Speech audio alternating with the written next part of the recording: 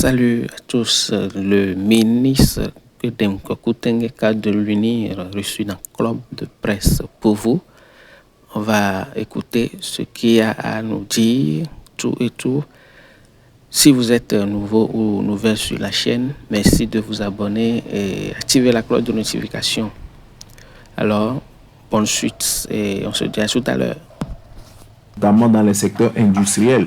Je crois qu'un des signes visibles de cette politique, c'est la création du parc industriel d'Adéti-Copé, qui déjà enregistré un certain nombre d'industries. Tout ça, là, c'est pour la création d'emplois, parce que nous comprenons bien aussi qu'avec la démographie que nous avons et la formation de plus en plus accrue des jeunes Togolais, il faut trouver un débouché à tout ce monde-là. Et également, le gouvernement mène une ambitieuse politique en termes d'offres en matière d'éducation et de formation supérieure. Nous essayons de former des gens qui peuvent se prendre en charge.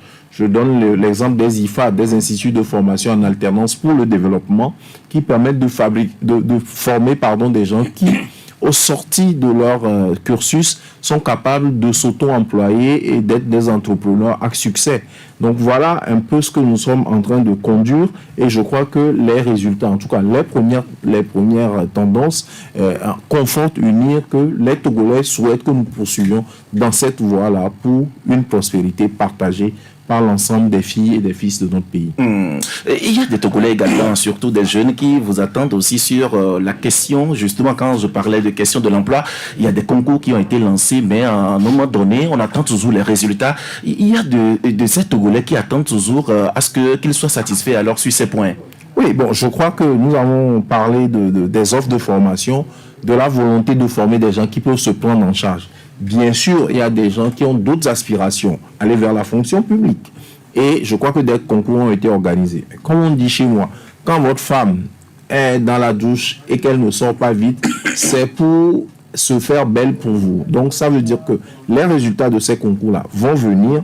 Si il y a des raisons particulières pour que ces résultats-là ne soient pas encore disponibles, c'est qu'on est en train d'y travailler pour avoir des résultats qui donnent un accès équitable à tous les jeunes filles et fils togolais à la fonction publique dans les différentes branches que chacun aura choisi, que ce soit en matière d'éducation, en matière de santé, les finances, le trésor, etc. etc. D'accord. Michel, une question? Une question. Bon, je pense que la question que je voulais poser au ministre, vous l'avez déjà posée, c'était de savoir qu'est-ce qui, selon lui, qu'est-ce qui vraiment a milité en faveur du parti UNIR pour que les tendances que nous voyons actuellement, si on fait les projections, c'est sûr et certain que UNIR va s'en sortir haut les mains. Et voilà, c'est... Donc on parle même d'ailleurs d'une véritable razzia. Oui, ce n'est pas... En tout cas, on ne va pas aller très tôt vite en besogne. On va croiser les doigts. Et ce qui est sûr, c'est que les signaux, en tout cas, sont bleus. Si je ne m'abuse. Bleu et blanc. Bleu et blanc, voilà. D'accord. D'accord. Ambroise?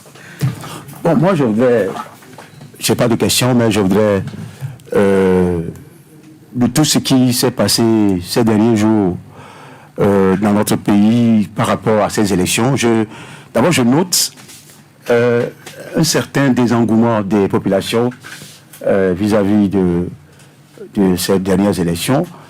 Au départ,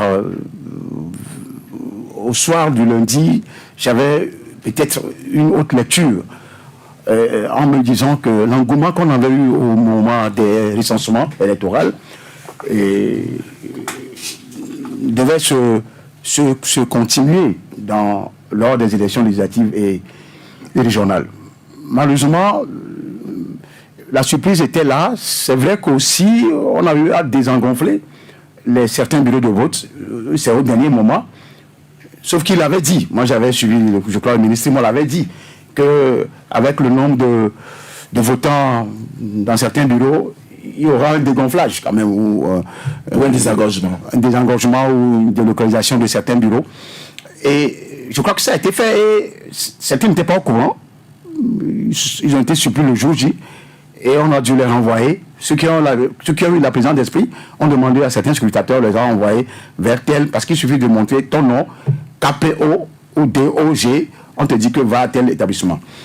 Mais ça a découragé aussi bon nombre qui n'ont pas retrouvé leur nom sur la liste. Non seulement ça, il y en a des petites erreurs sur leur carte.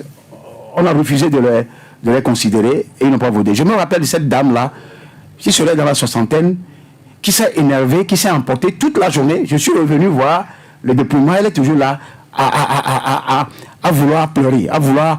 Je n'ai jamais vu ce sens civique électoral dans une personne comme ça. Depuis le matin, cette heure était là, elle graissait des dents parce qu'on a dit qu'elle ne pouvait pas voter alors qu'elle a sa carte qui avait un petit grain dans son nom ou dans son prénom. Et j'ai eu pitié d'elle. Et donc, l'observation générale que nous on a fait ici, moi j'ai sillonné plusieurs bureaux de vote à Lomé, notamment à Didogomé jusqu'à Casablanca, vers Nukafu, tout ça. J'ai remarqué que les gens ne sont pas sortis de la manière dont on peut les constater. Là, on peut se poser la question, qu'est-ce qu'il en est la cause? Et nous, on a dans nos analyses, nous avons nos réponses.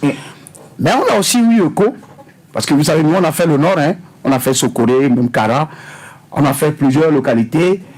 Il y a eu des retours qui ne sont pas aussi rassurantes. Les mêmes désengouements qu'on a eu à constater ici, on l'a retrouvé dans pratiquement tout le Togo. On peut nous dire autre chose. C'est vrai qu'il y a eu quelques améliorations dans certaines localités qui ne sont pas nombreuses, mais les gens ne se sont pas mobilisés pour aller aux élections. Et donc, il y a un problème. Aussi, cette histoire de constitution et de nouveau régime a fortement influencé en termes de découragement les Togolais qui ne savent à quel sens se vouer parce qu'ils se disent si les gens ne sont pas sûrs de gagner les élections, ils ne vont jamais vouloir changer un régime, changer une constitution. Puisque c'est les deux éléments-là qui seront confortés par ces élections et c'est les députés qui seront élus qui auront à choisir le président du conseil régional des ministres. Et donc, il faut tout faire pour conserver la majorité.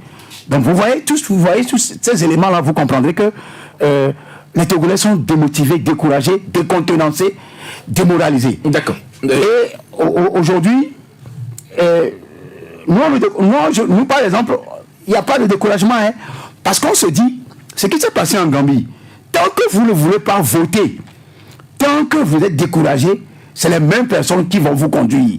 Parce qu'il n'y a pas autre moyen de les faire partir. Parce que le pouvoir politique, c'est le changement aussi, c'est l'alternance. Si on comprend le jeu électoral, le jeu politique comme ça, on ne devrait pas se décourager. Jusqu'à ce que jour arrive, on puisse déloger ceux que vous n'aimez pas parce que vous êtes adversaire, non parce qu'ils n'arrivent pas à subvenir à vos besoins réguliers et à vos besoins habituels. D'accord, merci Ambroise. Monsieur le ministre Tengue, oui, on vient d'écouter Ambroise sur cette question de démobilisation de la population, surtout quand on vient de la capitale par rapport à la chose politique ou même à ces élections. Est-ce que vous avez eu ce retour? Alors, moi j'aimerais, avant de répondre à votre question, donner mon sentiment sur un certain nombre de points. Oui. D'abord, je ne pense pas que les Togolais soient particulièrement découragés. Je voudrais plutôt saluer la maturité politique des Togolais qu'ils ont démontré à l'occasion de ce double scrutin. Ensuite, il a évoqué un certain nombre de problèmes matériels. Je crois que les bureaux de vote ont tout simplement été dédoublés. Pourquoi? Parce que pour la première fois, notre pays, en tout cas dans un passé récent, organisait un double scrutin. Alors donc, comme les électeurs étaient appelés à voter deux fois, c'est-à-dire rentrer dans le bureau de vote, il fallait d'abord voter pour les élections législatives, ensuite revenir voter pour les élections régionales. Nous avions trouvé qu'il était opportun de dédoubler les bureaux de vote pour mettre les électeurs à l'aise et pour que les bureaux de vote puissent ouvrir et fermer dans l'heure qui était convenue par la CENI et par les organes en charge de l'organisation des élections. Ensuite, je crois que plusieurs initiatives ont été prises pour aider les électeurs, notamment même des initiatives numériques avec un numéro vert. Donc la dame en question aurait peut-être pu contacter ce numéro vert là pour voir, voilà, pour si on pouvait l'aider à voter s'il y avait qu'un problème matériel sur sa carte d'électeur. Donc je pense que les Togolais ne sont pas particulièrement motivés. Sur la question de la réforme constitutionnelle, je pense le contraire de ce qu'il dit. Je pense que le seul baromètre en démocratie, c'est le résultat des urnes. Et le résultat des urnes, à mon avis, prouve que les Togolais font confiance à ce parti, à ce grand parti-là, qui a initié cette réforme constitutionnelle. Sinon, ils auraient pu essayer de changer de majorité pour qu'on leur ramène à une constitution autre que ce que ce grand parti propose. Donc, je pense que, à mon avis, les Togolais ne sont pas particulièrement démotivés. Alors, je voudrais dire sur la question du taux de participation ou d'une participation, je crois qu'elle est variable. Peut-être dans la capitale, mais dans la région des plateaux où j'étais, la participation était massive. Hein. En tout cas, dans le Haro, je crois que nous sommes une participation au-delà de 50%. Et j'aimerais juste dire que, en fait, les démocraties, et plus elles avancent, plus il y a une faible participation. Parce que les générations qui arrivent ne savent pas comment ça a été difficile d'obtenir le droit de vote. Et pour tous, ne savent pas comment ça a été difficile d'asseoir les principes démocratiques qui font aujourd'hui notre fierté et qui font que ce scrutin a pu se dérouler dans les meilleures conditions. Et ce n'est pas particulièrement togolais. Vous allez dans tous les pays, je crois que c'est une tendance qui est observée. Donc moi, je ne pense pas. Je pense plutôt que le résultat des élections montre que les Togolais ont décidé de faire confiance à la majorité qui a fait la réforme constitutionnelle. Et je pense également que nous devons saluer la maturité démocratique du Togo, saluer l'esprit d'apaisement qui a régné tout au long du processus, saluer l'inclusion de toutes les sensibilités politiques et souhaiter que si même il y aurait éventuellement des griefs, que les uns et les autres s'en remettent aux organes en charge d'abord de la proclamation des résultats provisoires, des résultats définitifs et justement utilisent les voies de recours légales. Monsieur le ministre, ce que Ambroise disait, est-ce que cela ne peut pas être aussi s'expliquer, parce que déjà on connaît bien la position de vos adversaires par rapport à cette réforme constitutionnelle et déjà on sait que déjà dans la capitale, alors on le disait que la capitale, ou du moins quand on prend justement le sud, c'est en quelque sorte le bastion de l'opposition. Et finalement, quand l'opposition a pu expliquer cela aussi, on a connu même dans leur position, quand elle a expliqué aussi cette position alors aux gens du sud ici, ils ont finalement dit mais voilà, il ne faut pas, vaut mieux de ne plus aller quand même à ces élections parce que déjà les choses sont déjà faites. Moi je ne crois pas. Je pense que non. Et justement, il faut que les opposants auraient dû expliquer à leur base électorale de se mobiliser massivement justement pour aller changer la majorité. Le résultat, le seul baromètre, je au risque de me répéter, le seul baromètre en démocratie, c'est le résultat issu des urnes. Et les premières tendances plutôt semblent conforter le fait que les Togolais ont décidé de faire plus confiance à unir, même avec le changement constitutionnel, ou surtout avec le changement constitutionnel, justement pour permettre à unir de continuer par exercer ou par dérouler son programme de société. Donc la seule manière pour les Togolais de montrer qu'ils étaient en désaccord, c'est de changer de majorité. Au niveau de l'Assemblée nationale pour revenir peut-être à une formule constitutionnelle que cette nouvelle majorité leur aurait proposé. Le fait de plébisciter sur toute l'étendue du territoire et même dans des zones que l'on considérait comme des zones acquises pour l'opposition, je parle notamment de Agoy-Nivé, de la préfecture du Golfe, le fait de plébisciter les listes unies, ou en tout cas de leur donner une majorité, une forte majorité, est la preuve que les Togolais soutiennent plutôt unir dans le déroulement de son programme de société. D'accord. Oui, Michel.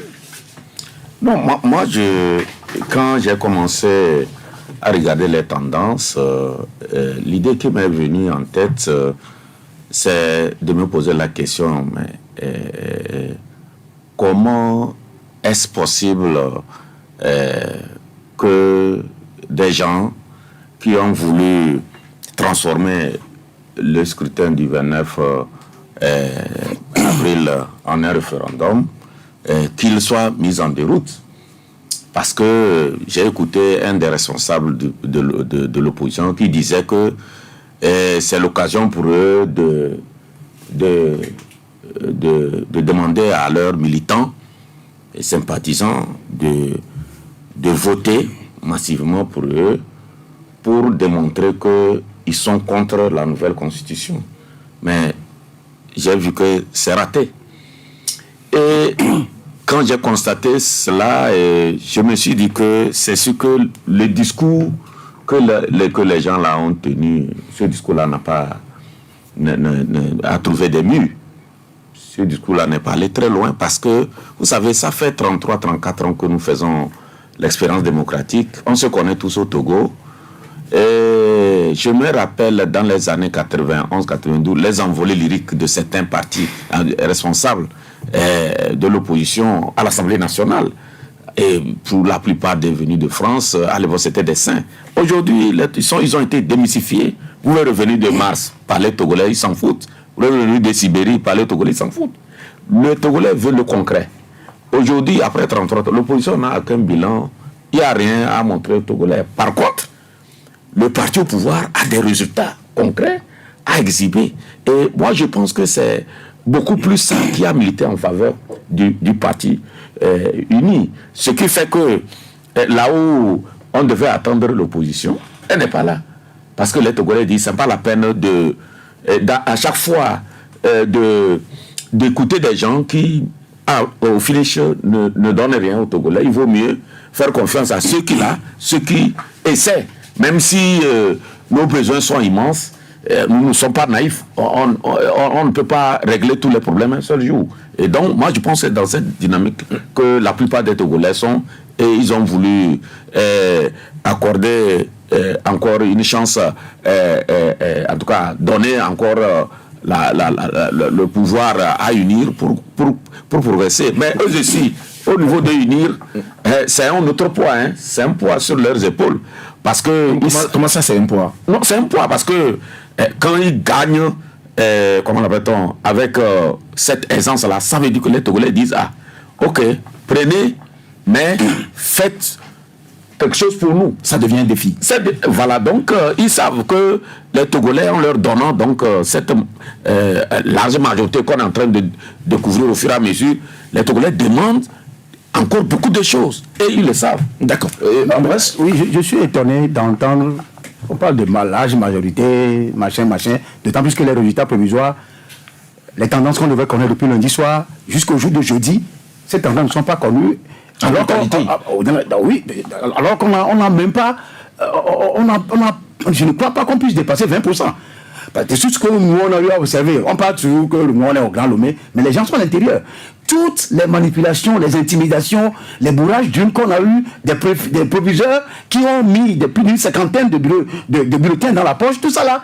Mais là, on a les preuves vraiment. Laissez-nous ces histoires de preuves.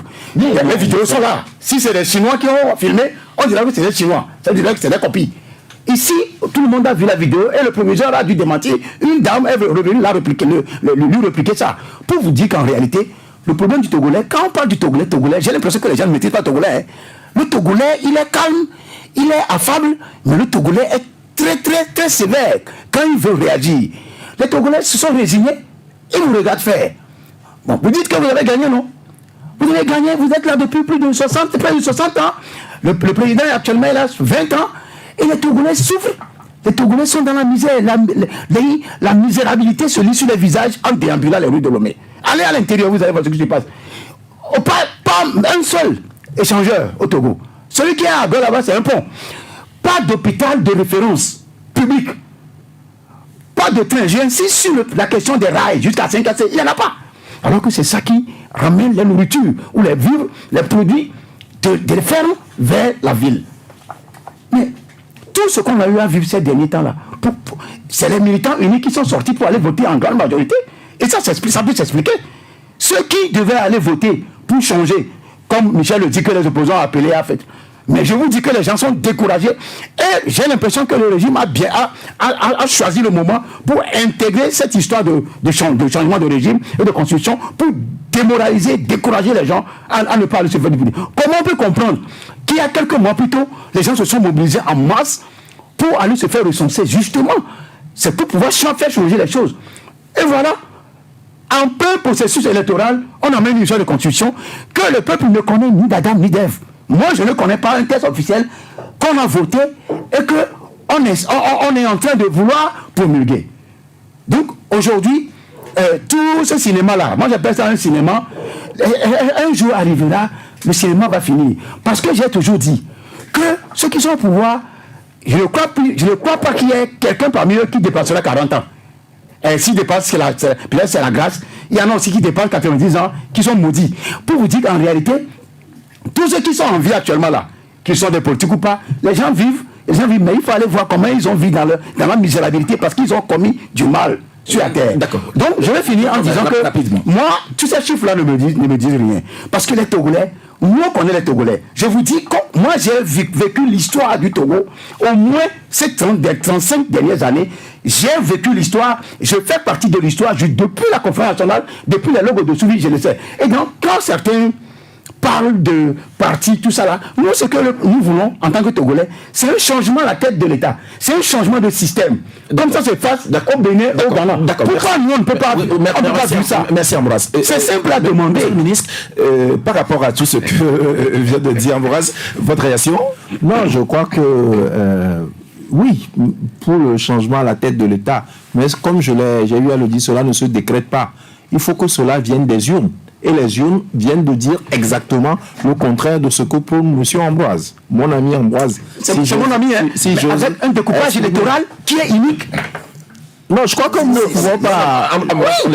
Je crois que vous ne pouvez pas tout seul décréter que le découpage électoral est unique. Je crois qu'un des problèmes majeurs de notre opposition, c'est de ne pas accepter la diversité de vues.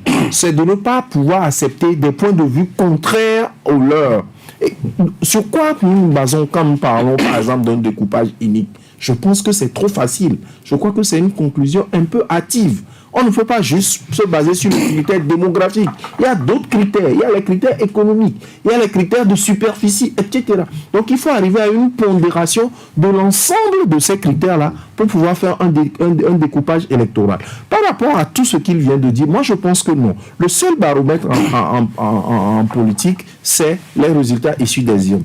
Et les résultats issus des urnes disent que les Togolais, dans une majorité écrasante, souhaitent que UNIR puisse continuer par exercer son programme de société, souhaitent donner plus de poids au président, le président Faure Gnassingbé, dont je salue l'action à la tête de notre grande partie et de notre pays. Les Togolais souhaitent que cette politique-là puisse continuer. Si d'aventure les Togolais ne le souhaitaient pas, nous l'aurions vu dans les urnes. Et comme je le dis, oui, il a beau le souhaiter, mais c'est dans les urnes qu'on peut vérifier ce que le peuple veut ou pas. Et il ne peut pas à lui seul constituer le peuple togolais. Ça, c'est son opinion. Mais l'opinion de l'ensemble de la majorité des Togolais, c'est les résultats issus des urnes. Et sur la question du fait que nous sommes à 3 jours ou à 4 jours après les élections, je crois que c'est les travaux de compilation qui se font au niveau de la CENI et qu'au moment opportun, les résultats seront disponibles. En tout cas, les premières tendances ont été données sur une dizaine de préfectures, sur les 39, et c'est ça qui nous conforte pour dire que les Togolais, dans une écrasante majorité, souhaitent que UNIR continue à la tête du pays. Et je voudrais simplement le rappeler aussi, que UNIR est né en 2012. Donc UNIR a 12 ans d'existence. Donc, et les 60 ans auxquels il se réfère, je ne sais pas ce à quoi il se réfère, mais je parle de ces élections, des élections présentes que le grand parti UNIR a remporté. Monsieur le ministre, c'est vrai que par rapport à ce que évoquait Ambroise, surtout sur le fait que vous avez introduit cette réforme constitutionnelle à un moment donné où vous, enfin déjà au niveau alors du parti, enfin du pouvoir ou du régime en place, c'est comme si tout a été bien calculé. Est-ce que d'une manière ou d'une autre, parce que nous nous posions même la question de savoir quelle était même d'ailleurs l'urgence de cette constitution, cette nouvelle constitution en ce moment-là? Mais non, je crois que c'est très clair. Hein. Comme je vous le dis, si le peuple togolais ne souhaitait pas ce changement constitutionnel, il aurait juste fallu donner une écrasante majorité aux partis ou aux forces politiques qui sont contre ce changement constitutionnel.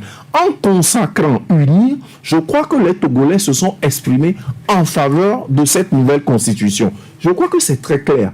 Et maintenant, cette nouvelle constitution, il faut en voir plutôt le mérite. Parce que voilà un plus grand ancrage de la démocratie.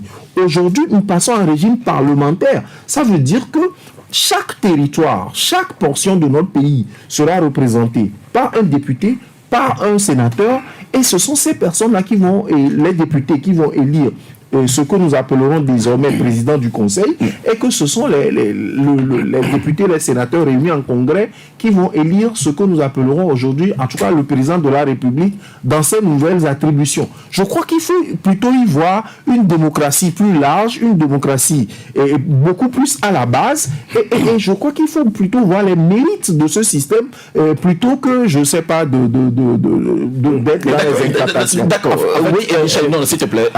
Michel, il n'a pas demandé la parole. Il n'a pas demandé la parole. Il en a demandé.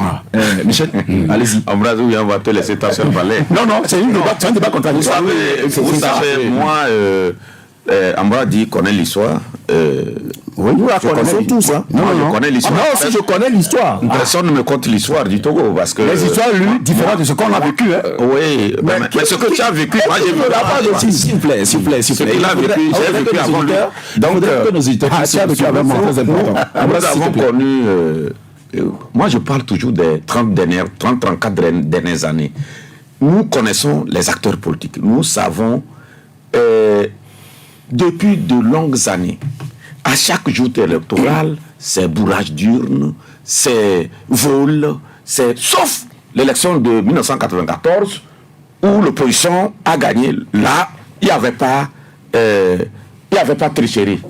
On ne les avait pas trichés. À chaque fois que c'est tricherie, moi je trouve que c'est un débat mesquin. Quand aujourd'hui on nous parle de bourrage d'urne, c'est un débat mesquin. Il faut qu'on sorte encore que nous sommes journalistes, il faut qu'on laisse les acteurs politiques là où ils sont. Nous aussi on est journalistes, on reste là où nous sommes. Parce que quand vous voyez la manière dont les élections, là, moi j'ai sillonné beaucoup de bureaux de vote le 29, j'ai vu comment le sérieux que ceux qui sont allés, le sérieux qu'ils mettaient dans le vote, ceux qui étaient là, les scrutateurs, comment ils s'étaient organisés. Je trouve que nous sommes en train de décourager ceux-là qui attendent que les choses gâtent, ou bien les choses se gâtent pour qu'ils aillent claironner ailleurs que voilà au Togo, voilà. Donc, quand nous faisons ça, après, on sort encore ces histoires de bulletins avec, moi je trouve. Et puis, aujourd'hui, avec les réseaux sociaux, faisons extrêmement attention. Les montages que les gens orchestrent, nous en savons aussi. Nous nous appris sur comment monter les choses. Mais c'est pourquoi quand nous voyons les images, nous devons faire extrêmement attention.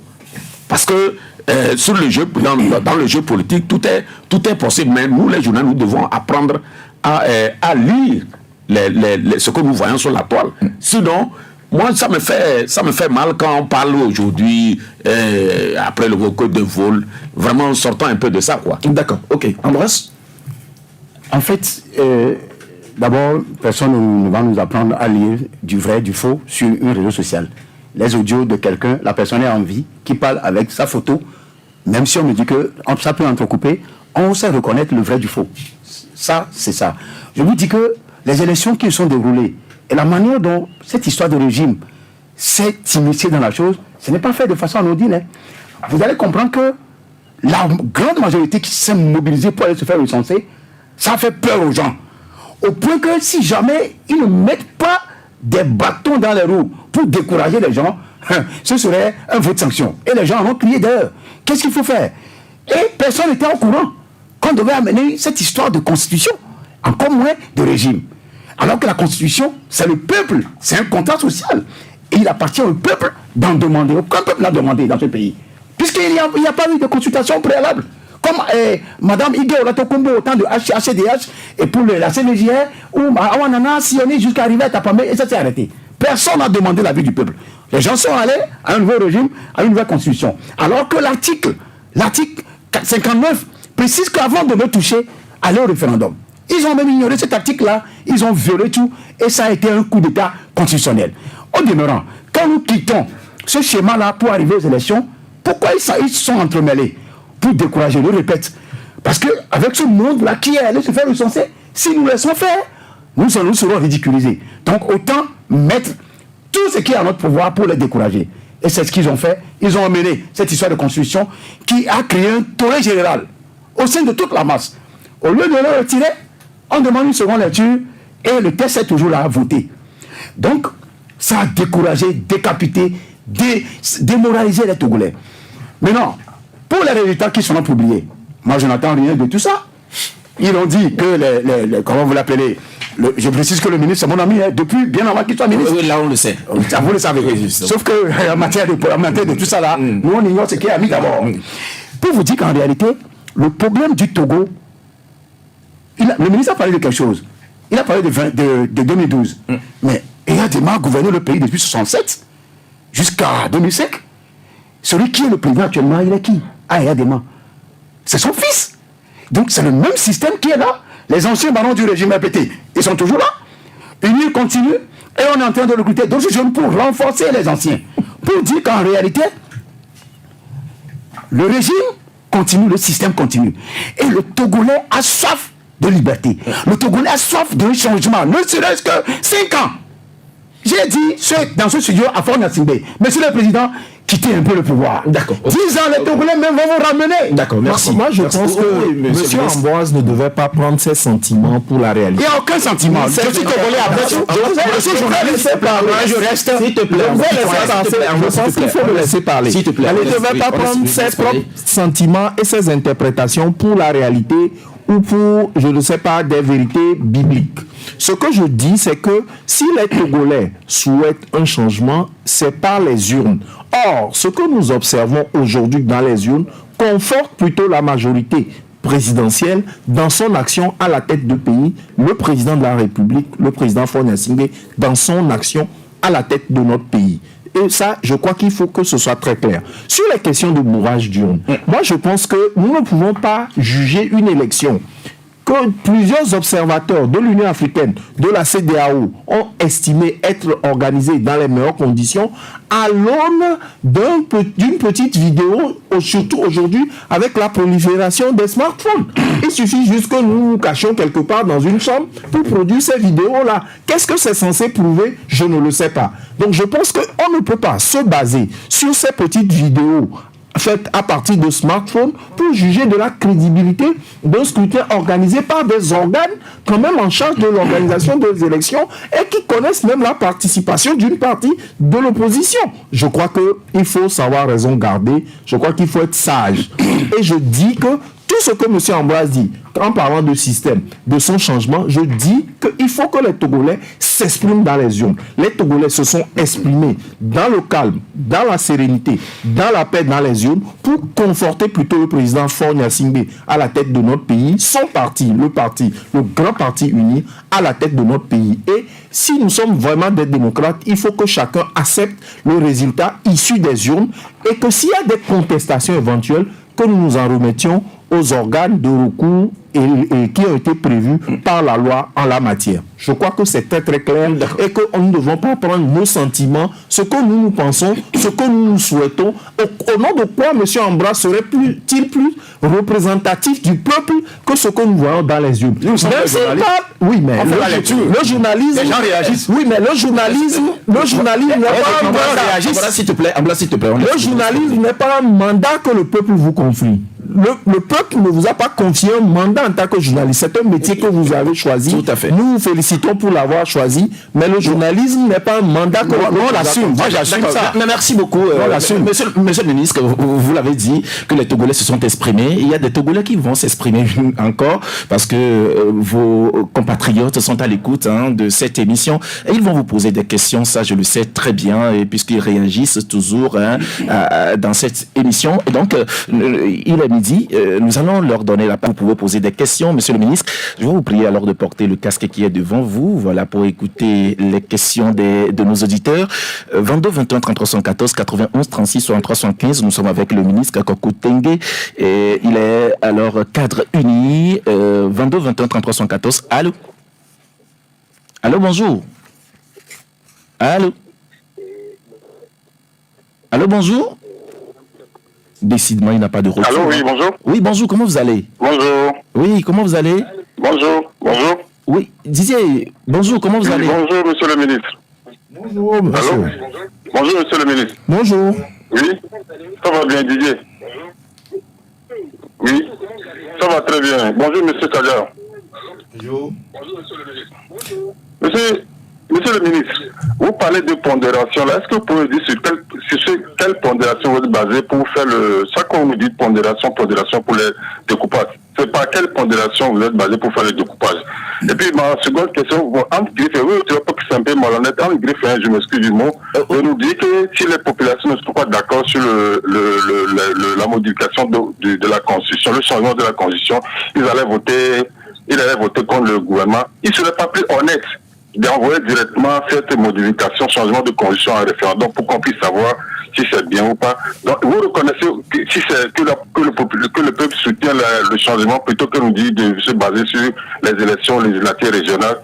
Vous reconnaissez maintenant que c'est le gouvernement qui a initié ce changement de constitution dont on n'a même pas la copie, puisque vous nous dites que si on n'est pas d'accord, on n'allait pas voter pour unir. D'accord. Et vous êtes fier aussi en tant qu'homme du Sud que merci beaucoup Didier. Merci, puisqu'il y a beaucoup de personnes qui sont en ligne. 22 21 33 114 91 36 63 75. Allô? Allô, bonjour. Allô? 22 21 33 114 91 36 63 75. Allô? Allô? Oui, bonjour. Bonjour. Votre nom, s'il vous plaît? Vous avez Hakim à l'appareil. Pardon? Hakim à l'appareil. Hakim, allez-y. Voilà, je voudrais féliciter le ministre et le bon parti du ministre. Je salue tout le plateau. Je salue particulièrement Rose Kondo, qui est un ami de très très longue date. Nous avons tous participé à toutes les activités. Bien voilà.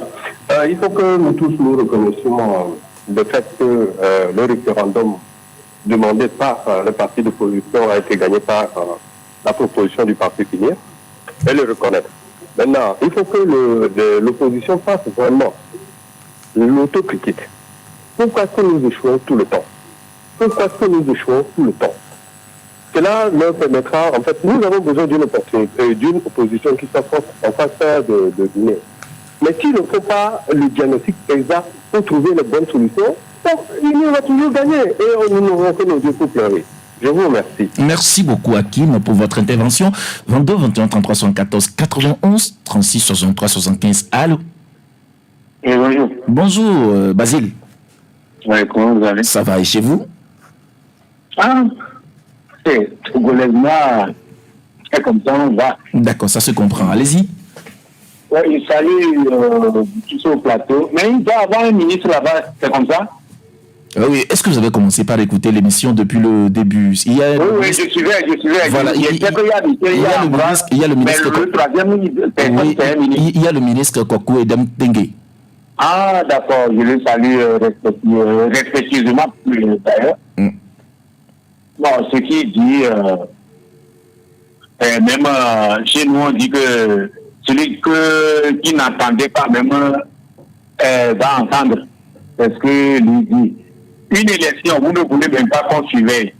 Vous ne voulez même pas l'Église catholique qui rend de loyaux services à ce pays. Vous ne voulez pas, parce que lui va pouvoir mettre des observateurs dans chaque bureau de vote. Vous ne voulez pas.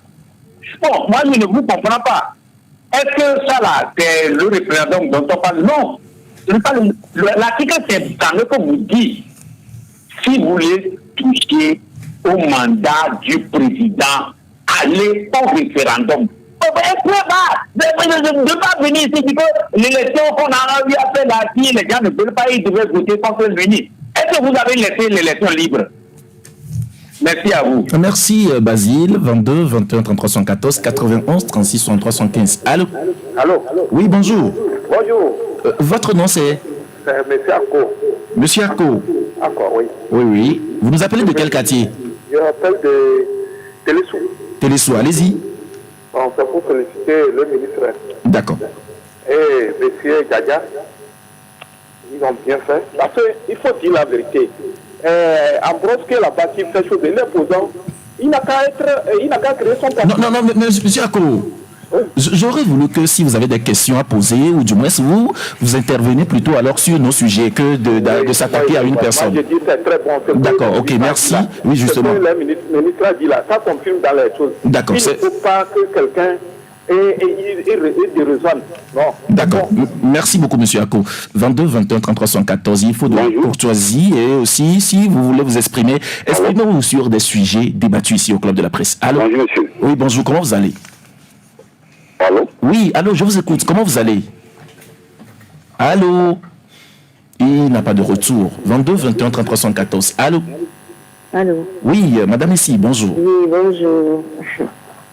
Bon, moi je voudrais dire que on est dans une république avec des lois qui disent d'alterner tous les 5 ans.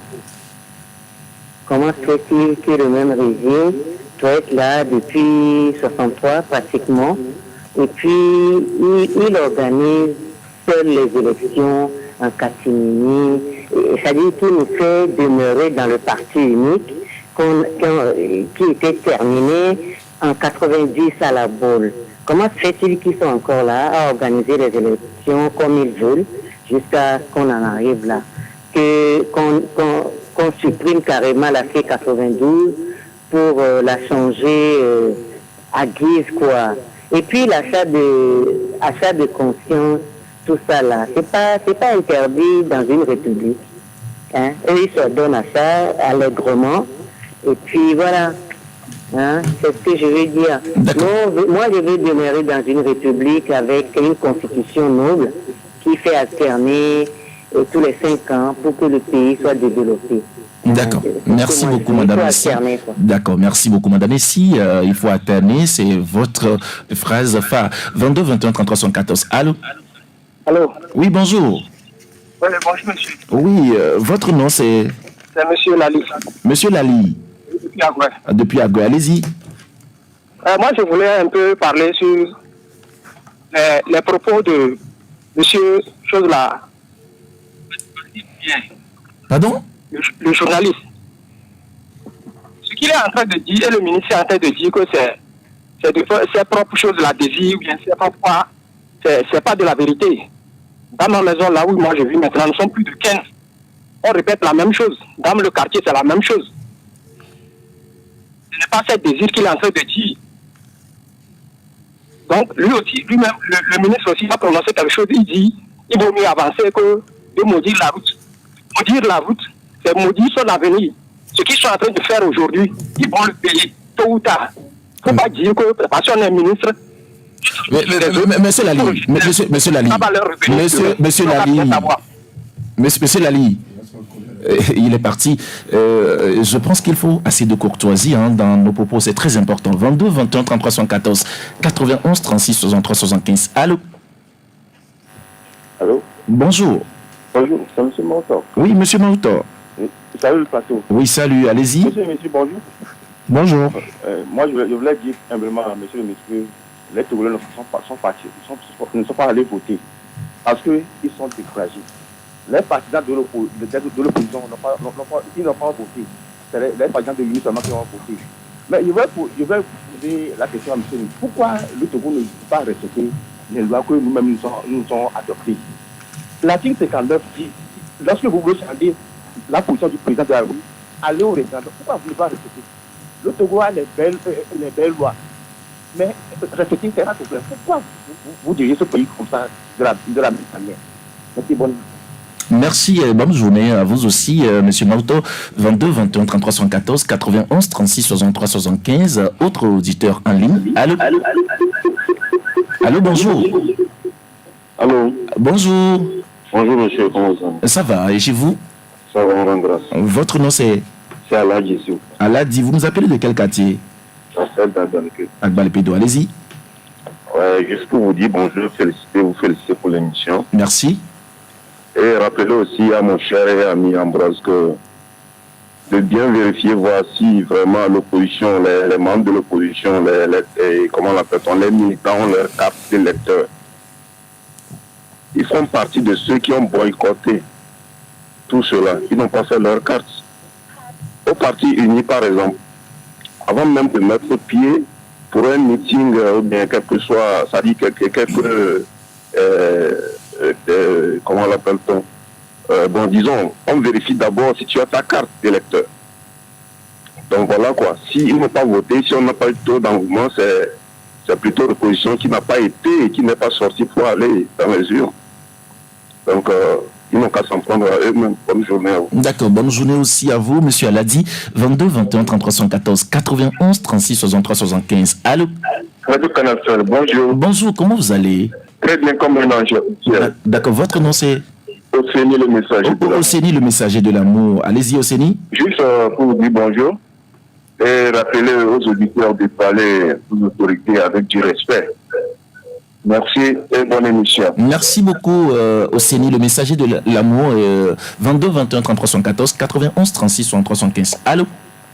Allô? Oui, bonjour. Bonjour, monsieur. Votre nom c'est C'est monsieur Coco. Monsieur Coco. Oui. Vous nous appelez de quel quartier?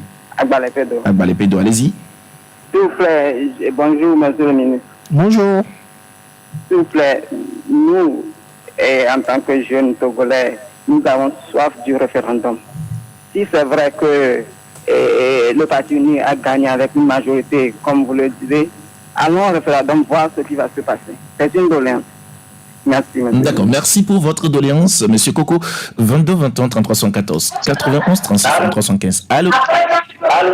Oui, bonjour. Bonjour Pascal et bonjour à tous les conseils en plateau. Oui, votre nom c'est... Allô, c'est Mohamed. Oui, Mohamed, il y a un peu de bruit tout autour de vous. Est-ce que vous pouvez vous déplacer un peu? Allô? Oui, Mohamed, je vous écoute. Voilà, je vous appelle d'Apparon. D'Apparon, ok, Mohamed.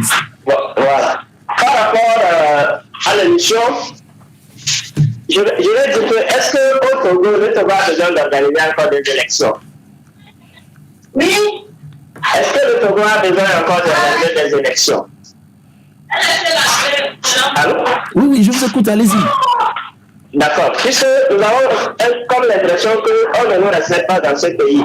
Vu la modification de la Constitution, les conditions dans lesquelles ça a été fait, je vous dis que ce pays, dans tout pays, on s'en fout de nous. Ambroise, il a pleinement raison.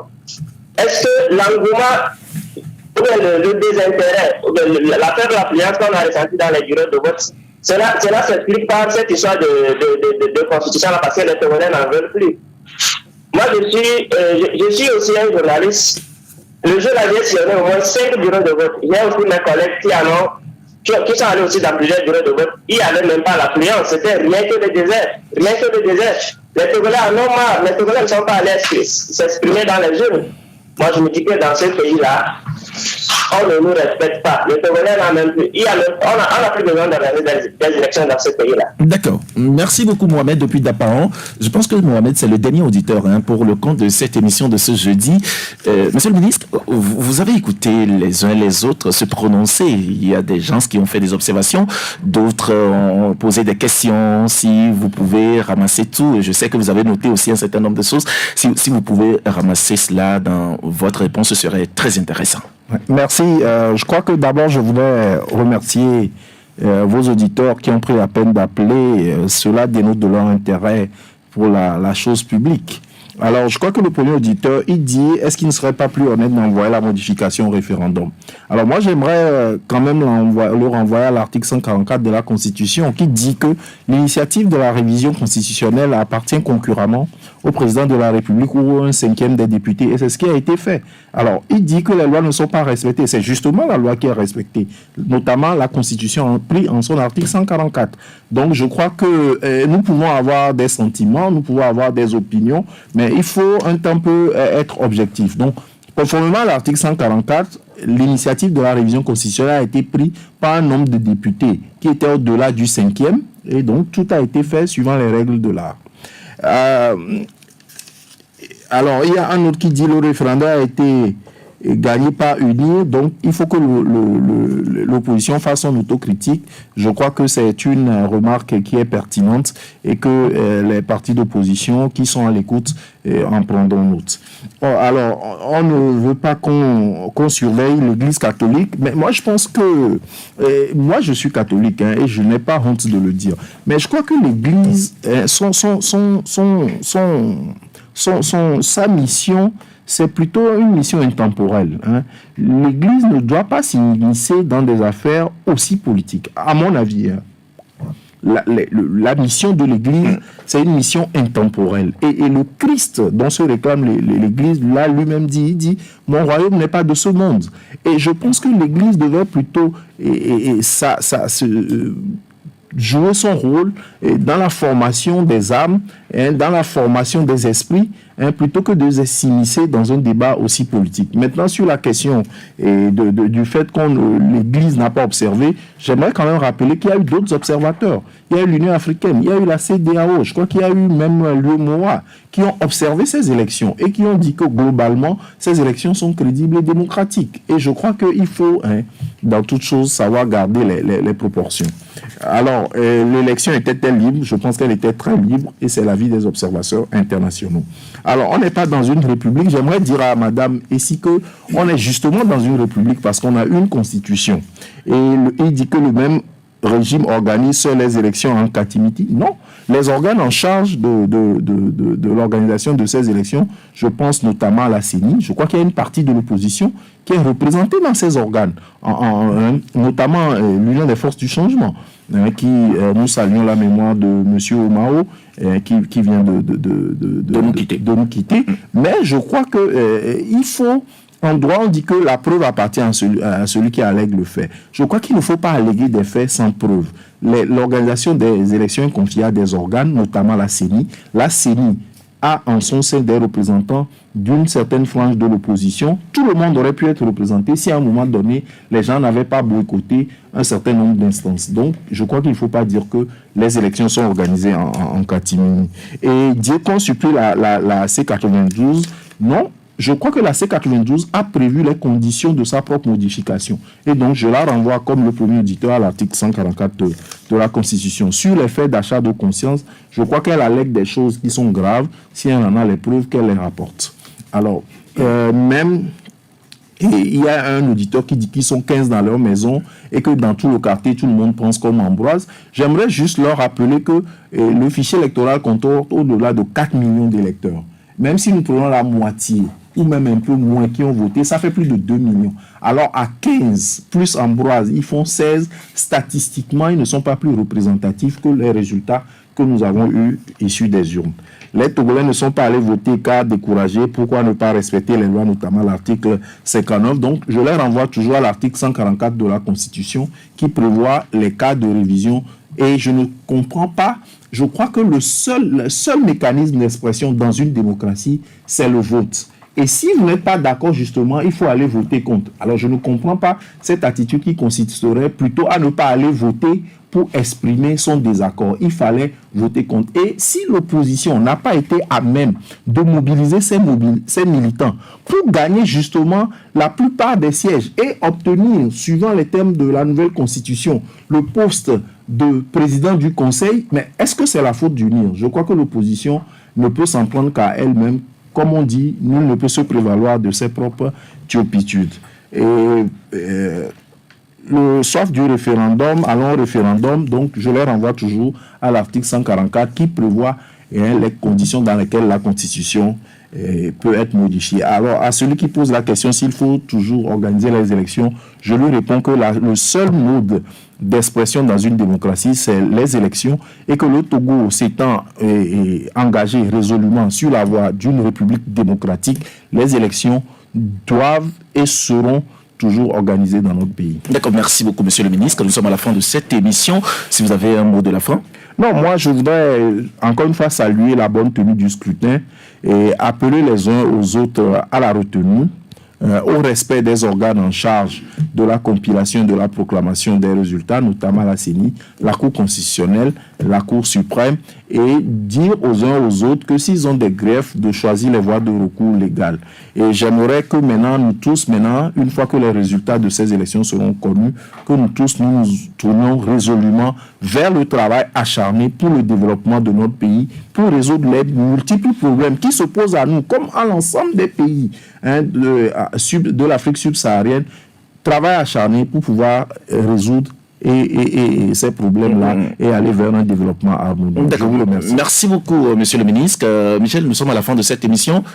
Non, je voulais juste, comme on le disait, vous savez que l'ADEMC avait appelé à boycotter le scrutin du 29. Donc je voulais que Ambroise aussi s'en prennent à eux, parce que peut-être eux aussi ils ont contribué à démoraliser la DMK. l'ADEMC, oui. Ils avaient appelé au boycott. Donc peut-être c'est une aussi raison entre autres raisons pour laquelle... D'abord, je voudrais préciser que l'UMC n'est pas un parti d'opposition dans les faits. Je voudrais faire cette précision-là. Sur le papier, d'accord, mais dans les faits, ils ne sont pas un parti d'opposition. Mais l'UMC n'est pas au pouvoir. C'est eux, ils ont tous voté la Constitution. Ils ont tous voté la Constitution et le nouveau régime. D'accord.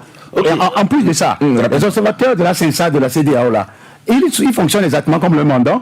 Et en plus, c'est des retraités qu'on a cooptés pour venir sillonner et avoir un bien-être. Après tout, ils sont allés chez le chef de l'État pour le remercier. D'accord. Merci beaucoup, Ambroise. Nous sommes à la fin de cette émission. Merci.